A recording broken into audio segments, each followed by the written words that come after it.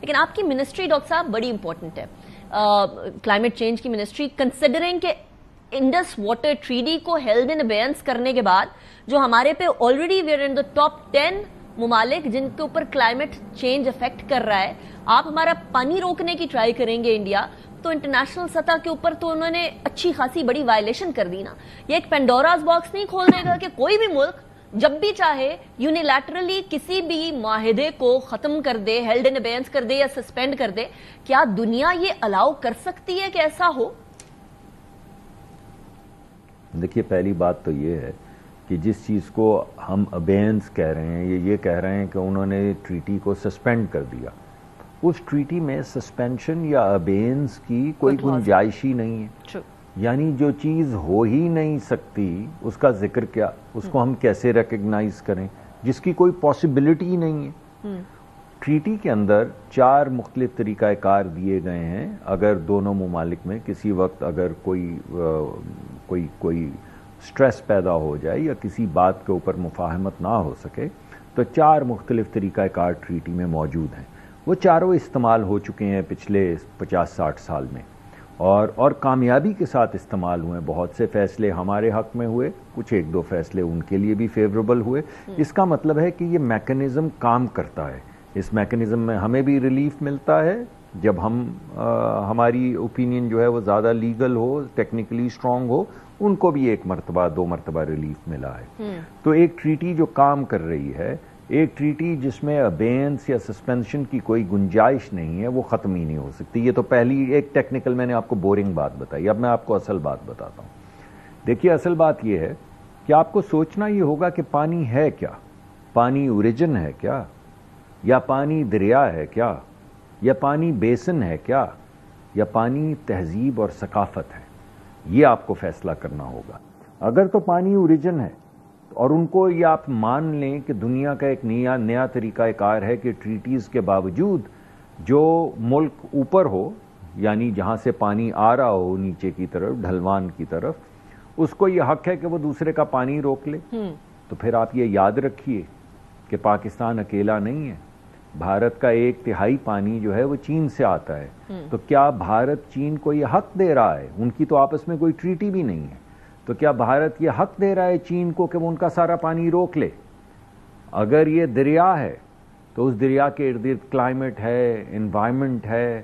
تو کیا یہ گلیشیئرز جو ہیں، کیا پانی کا فلو جو ہے، پانی کی جو انوائرمنٹ ہے، جو کلائمیٹ ہے، جو جنگل ہیں، جو ہریالی آپ کو نظر آتی ہے، کیا یہ سب برباد ہو جائے گی؟ کیا دنیا بس خاموش تماشائی بن کے اسے دیکھتی رہے گی؟ مگر چلیے آپ اس کو ماحول اور دریا بھی نہ جانیں. اصل بات تو یہ ہے کہ جس چیز کو ہم انڈس واٹر کہتے ہیں، یہ اصل میں تو انڈس ویلی سیویلائزیشن ہے. تو کیا آپ پوری ثقافت، پوری تہذیب کے اوپر حملہ کرنے والے ہیں؟ کیا آپ یہ کہہ رہے ہیں کہ آپ ایک پوری سیویلائزیشن کو تباہ کر دیں گے، آپ حملہ کر دیں گے؟ ابھی میں نے آپ سے ٹیکٹیکل باتیں نہیں کی کہ پاکستان کے 50% لوگ جو ہیں وہ منسلک ہیں کھیتی باڑی سے.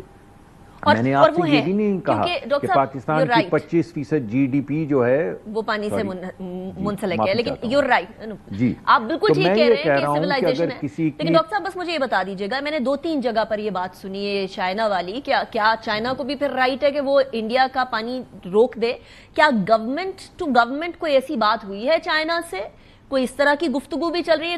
اس ٹائم پر چائنا نے بڑا کھل کے کہا ہے کہ ہم لوگ اسٹریٹجکلی اور پاکستان کی سالمیت کے ساتھ we'll keep standing with Pakistan. تو کیا اس طرح کی بھی کوئی گفتگو ہوئی ہے یا یہ ابھی صرف ڈسکشن میں پاکستان میں ہی ہے؟ نہیں دیکھیے، یہ نامناسب بات ہے. اس وجہ سے ہم کیوں وہ گفتگو کریں؟ ہم تو یہ کہہ رہے ہیں کہ ہر جہاں سے پانی بہتا ہے اس کا حق ہے کہ وہاں پانی بہے. اس وجہ سے ہم تو حق پہ کھڑے ہیں. جس طرح انہوں نے جھوٹ کی یلغار کی تو ہم سچ کے ساتھ کھڑے رہے. بالکل اسی طرح ہم یہ نہیں کہہ رہے کہ آپ کے بچوں کا پانی بند کر دیں گے، نہیں کہہ رہے ہم یہ کہہ رہے ہیں کہ آپ کوئی بھی ایک ملک دوسرے ملک کی تہذیب، ثقافت اور تاریخ پہ حملہ آور نہیں ہو سکتا.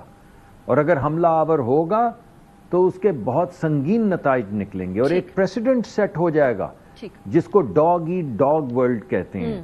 یا وہ جو وائلڈ ویسٹ میں ہوتا تھا نا کہ فاسٹسٹ گن ونز. تو اب میں یہ بات دوبارہ کہوں گا کہ اس لڑائی میں یہ ثابت ہو چکا ہے کہ پاکستان واز اے فاسٹر گن. تو ہم اس وقت تکبر نہیں مگر کانفیڈنس کے ساتھ یہ بات کر رہے ہیں کہ although we are a faster gun, ہم نے آپ کو شکست دی ہے لیکن اس کے باوجود ہم آج بھی امن کی بات کرتے ہیں. ہم یہ نہیں کہہ رہے کہ آپ کے غریب لوگوں پہ کوئی حملہ آور ہو جائے یا ان کا پانی روک دے یا ان کا ایگریکلچر تباہ کر دے. ہم تو صرف یہ کہہ رہے ہیں کہ ہمارا ایگریکلچر ہمارا حق ہے, ہمارا پانی ہمارا حق ہے, ہماری تہذیب ہمارا حق ہے. اگر آپ اس میں حملہ آور ہوں گے تو اس کے بڑے سنگین نتائج ہوں گے, اور دنیا کو یہ ہم باور کروا رہے ہیں کہ اگر یہ ٹریٹی ختم ہے تو دوسری جنگ عظیم کے بعد تمام ٹریٹیز جو ہیں ان کا ہو جاتی ہے. اگر یو این کا کسی نے کوئی خیال پیس آف پیپر آن وچ دے کوئی جنیوا کنونشن کے اگینسٹ چلا جائے, ویانا کنونشن کے اگینسٹ چلا جائے, کسی بھی انٹرنیشنل لا کے اگینسٹ چلا جائے تو پھر فائدہ کوئی نہیں, پھر تو کسی کو بھی امپیونٹی ہوگی. لیکن ڈاکٹر صاحب لاسٹ کوسچن ویری کوئکلی, یہ جو اب فتنت الہندوستان والا معاملہ سر اٹھا رہا ہے اور وہاں کے بیٹھا ہوا ایک میجر ریٹائرڈ وہاں کے بیٹھے ہوئے سیاستدان یہ کہہ رہے ہیں کہ ادھر سے ہم اٹیک کریں گے, ادھر سے آپ اٹیک کریں, ادھر سے آپ حملہ کریں, اور باقاعدہ اس رات کو حملوں کے اندر بڑھوتی ہمیں نظر آئی بلوچستان میں بھی. مجھے بتائیے گا اس سے کیسے ڈیل کیا گورنمنٹ کرے گی, جس طرح چل رہا ہے اسی طرح یا ود مور فورس؟ دیکھیے اس کو بنیادی طور پہ پاکستان کا نقطہ نظر تو ہمیشہ سے یہ تھا, جب پہلگام کا الزام لگایا تو پاکستان نے کہا آپ ثبوت دے دیجئے, ہم آپ کے ساتھ کوآپریٹ کرنے کو تیار ہیں.